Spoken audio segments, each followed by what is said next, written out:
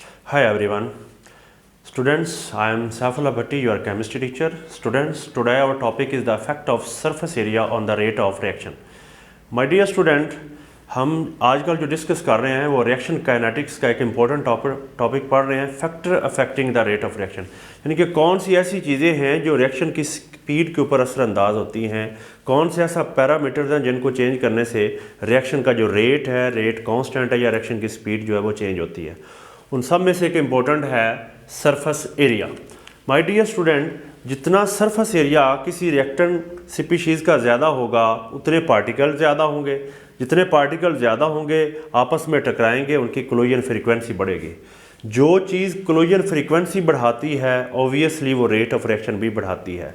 अगर आपके पास कोई सॉलिड रिएक्टेंट है, वो पीसेस की फॉर्म में है या पाउडर की फॉर्म में है, जब हम उसको छोटे छोटे पार्टिकल में कन्वर्ट करेंगे, कोई भी हमारे पास मटेरियल होगा कुछ जो कोई सॉलिड फॉर्म में है, जब हम उसको ग्राइंड कर लेंगे, पाउडर फॉर्म में लेके आएंगे, ज़्यादा मॉलिक्यूल बन जाएंगे, उनका सरफेस एरिया बढ़ जाएगा।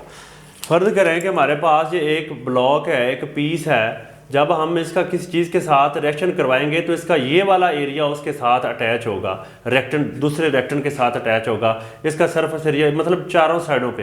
लेकिन जब हम इसके इस तरह पीसेस कर लेंगे तो ये सरफेस एरिया बढ़ जाएगा। अगर इसके ज़्यादा पीसेस कर लेंगे तो और सरफेस एरिया बढ़ जाएगा। जितना सरफेस एरिया ज़्यादा होता है उतने ज़्यादा पार्टिकल को, उतने ज़्यादा मॉलिक्यूल्स को दूसरे रिएक्टेंट के साथ मिलने का मौका मिलता है। जितने ज़्यादा मिलेंगे वो ज़्यादा कोलाइड करेंगे, उनका कोलिजन ज़्यादा होगा, उनकी कोलिजन फ्रीक्वेंसी ज़्यादा होगी, यानी कि पर सेकंड के अंदर जितने मॉलिक्यूल्स सक्सेसिव कोलिजन कर रहे होते हैं सच में वो उनकी कोलिजन फ्रीक्वेंसी होती है। तो वो डिपेंड करता है सरफेस एरिया पे। यानी कि अगर हम किसी मटेरियल को पाउडर फॉर्म में लेके आ जाते हैं, उनका सरफेस एरिया बढ़ा देते हैं, कोलिजन फ्रीक्वेंसी बढ़ेगी, देन रेट ऑफ रिएक्शन भी बढ़ेगा, रेट कांस्टेंट भी बढ़ेगा। हमारे पास कुछ इसका थ्योरेटिकल डाटा है। Chemical reaction can only take place when the reacting molecule collide with each other, the collision must have sufficient energy. अब जिन मॉलिक्यूल ने एक दूसरे के साथ टकराना है उनके पास एक ख़ास एनर्जी होनी चाहिए। वो जो एनर्जी होती है वो उनकी एनर्जी ऑफ एक्टिवेशन होगी। जब उन पार्टिकल के पास वो एक ख़ास अमाउंट एनर्जी की होगी तब वो टकराएंगे तो वो प्रोडक्ट में चले जाएंगे। The rate of chemical reaction is determined by the frequency of successful collision. The word frequency means the number of successful collision per second. ये बात ऑलरेडी डिस्कस हमने कर ली है कि जितने पार्टिकल सक्सेसिव वे में टकराएंगे एक सेकंड के अंदर, जितना उनका कोलिजन ज़्यादा होगा वही उनकी कोलिजन फ्रीक्वेंसी है। जितनी कोलिजन फ्रीक्वेंसी होगी उनका सरफेस एरिया बढ़ेगा।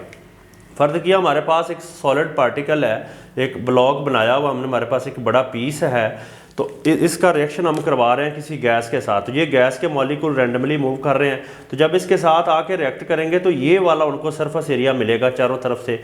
अब जब हमने देखा तो इस रिएक्शन की स्पीड स्लो थी as compare to the other. जब हमने उसके 2 पीस कर लिए या इसको और ज़्यादा पीस कर लिए, हमने पाउडर फॉर्म में लेके आ गए, तो अब देखिए माय डियर स्टूडेंट, यहाँ पे उनका एरिया बढ़ चुका है। जहाँ पे ये एरिया बढ़ रहा है इसका रेट ज़्यादा होगा, यानी कि जितना हम पार्टिकल को छोटा करते जाएंगे, उसको फाइन फॉर्म में लेते आएंगे, उतना उनका सरफेस एरिया इंक्रीज़ करेगा, तो उनका रेट भी इंक्रीज़ करेगा।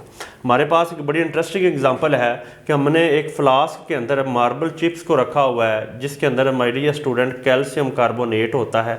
ये कैल्शियम कार्बोनेट यहाँ पे सॉलिड फॉर्म में है और हमने डाइल्यूट HCl के साथ इसका रिएक्शन करवाया है। जब हम इसका डाइल्यूट HCl के साथ रिएक्शन करवाएंगे तो हमारे पास कैल्शियम क्लोराइड बनेगा, कार्बन डाइऑक्साइड गैस इवॉल्व होगी और वाटर मॉलिक्यूल बनेंगे। तो यानी कि जब इनका रिएक्शन होगा तो यहाँ पे गैस निकलेगी कार्बन डाइऑक्साइड। अब ये जो कार्बन डाइऑक्साइड जब हमने पीस की फॉर्म में लिया था तो इसकी कंसंट्रेशन कम थी, इसका प्रेशर बहुत कम था, मतलब थोड़ी बन रही थी। लेकिन जब हमने यही मार्बल चिप्स को छोटे छोटे पीसेस में ले लिया, इसको पाउडर फॉर्म में ले लिया, तब जब हमने इसका HCl के साथ रिएक्शन करवाया तो बड़ी स्पीड के साथ रैपिडली एक्शन में कार्बन डाइऑक्साइड यहाँ पे गैस जो है उतने टाइम में इवॉल्व हो। तो पता चला कि जितना हमारे पास ये रिएक्टेंट है इसको पाउडर फॉर्म में लेके आए, इसका सरफेस एरिया बढ़ाया तो उस रिएक्शन की स्पीड बढ़ गई, उसका सरफेस एरिया बढ़ने से उसकी कोलिजन फ्रीक्वेंसी बढ़ गई और रेट ऑफ रिएक्शन बढ़ गया। एक और एग्जांपल है हमारे पास एल्यूमिनियम, अगर हम पीसेस की फॉर्म में NH के साथ रिएक्शन करवाएं तो जो हमारे पास प्रोडक्ट है वो स्लो बनेंगे। लेकिन यही एल्यूमिनियम जब हम पाउडर फॉर्म में ग्राइंड करके छोटे छोटे पीसेस में NaOH के साथ रिएक्शन करवाते हैं तो फिर ये रिएक्शन तेज़ हो जाता है। तो ये सारी बातों का जो हमारे पास रिजल्ट है वो यही है, because we have more collision per second the rate increase when increase the surface area of a solid reactant. यानी कि जब सॉलिड रिएक्टेंट का सरफेस एरिया बढ़ा देते हैं, छोटे छोटे पीसेस में लेके आ जाते हैं, सारे पार्टिकल्स को टकराने का मौका मिल जाता है, सारे पार्टिकल उसी टाइम में ज़्यादा कोलाइड करेंगे, कोलिजन फ्रीक्वेंसी बढ़ेगी तो उस केमिकल रिएक्शन की स्पीड भी बढ़ जाएगी, उसका रेट भी बढ़ जाएगा।